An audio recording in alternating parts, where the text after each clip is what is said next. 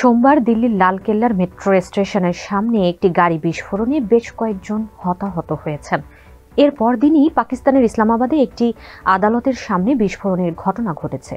দিল্লির ঘটনাকে ষড়যন্ত্র বলছে ভারত, আর ইসলামাবাদের বিস্ফোরণের জন্য ইতোমধ্যে দায় স্বীকার করেছে তেহরিকি তালেবান পাকিস্তান টিটিপি। তবে দুদেশের মধ্যে এই দুই বিস্ফোরণ নিয়ে উত্তেজনা চরমে উঠেছে। সোমবার সন্ধ্যা 7টার দিকে দিল্লিতে বিস্ফোরণের ঘটনা ঘটে।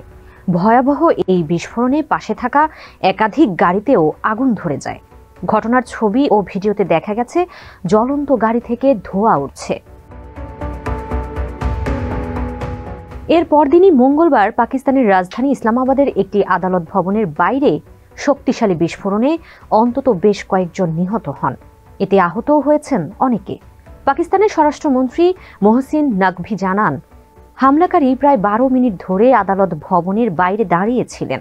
প্রথমে তিনি আদালতের ভেতরে ঢোকার চেষ্টা করেছিলেন, কিন্তু ব্যর্থ হলে পুলিশের একটি গাড়ি লক্ষ্য করে বিস্ফোরণ ঘটান।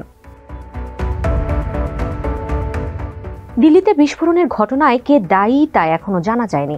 এই ঘটনাকে ষড়যন্ত্র বলছে দিল্লি, তবে কোনো সন্ত্রাসী সংগঠনকে এখনো এর জন্য দায়ী করেনি তারা। এর আগেরবার পেহেলগাম হামলার ঘটনায় তথ্য প্রমাণ ছাড়াই সরাসরি হামলাকারীদের পাকিস্তানি বলে দাবি করেছিল ভারত। এদিকে প্রধানমন্ত্রী মোদি মঙ্গলবার ভুটানের রাজধানী থিম্পুতে এক অনুষ্ঠানে বলেছেন, বোমা হামলার ঘটনার নেপথ্যে জড়িত কাউকে ছাড় দেওয়া হবে না। তদন্তকারী সংস্থাগুলো ষড়যন্ত্রের মূল খুঁজে বের করবেই।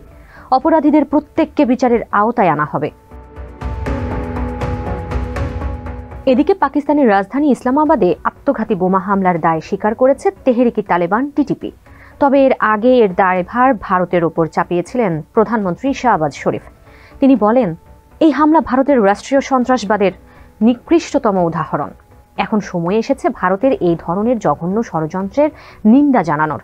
সন্ত্রাসবাদের অভিশাপকে সম্পূর্ণভাবে নির্মূল করা না পর্যন্ত আমরা তাদের বিরুদ্ধে যুদ্ধ চালিয়ে যাব।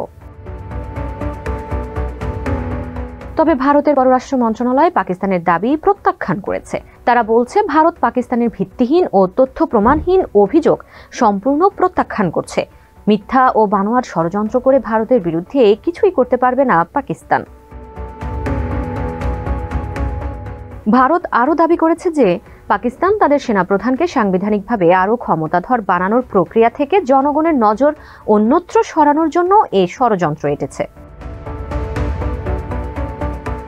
পাকিস্তানের আদালতের সামনে হামলার ঘটনায় নিরাপত্তা বিশ্লেষক সাহার খান মন্তব্য করেছেন, ইসলামাবাদে গত 3 বছরে এটি প্রথম হামলা। এর মাধ্যমে এটি পরিষ্কার যে তেহরিকি তালেবান পাকিস্তানের অভ্যন্তরে বড় ধরনের হামলা চালানোর সক্ষমতা রাখে। এদিকে ভারত ও পাকিস্তানের এমন উত্তেজনাকর অবস্থায় ভারতীয় সাংবাদিকরা মুসলিম বিরোধী মন্তব্য করছেন। আল জাজিরার প্রতিবেদন বলছে, তদন্তকারীরা দিল্লির হামলা নিয়ে এখনো কোনো মন্তব্য করেনি। তবে ভারতীয় বেশ কয়েকজন সাংবাদিক দিল্লিতে হামলার জন্য মুসলিমদের দায়ী করেছেন। সামাজিক যোগাযোগ মাধ্যম এক্সে এক ভারতীয় সাংবাদিক লিখেছেন, সন্ত্রাসবাদেরও ধর্ম আছে। আরেকজন টিভি উপস্থাপক লিখেছেন, হামলাটি যেখানে হয়েছে তার বিপরীত পাশেই জৈন সম্প্রদায়ের একটি উপাসনালয় রয়েছে।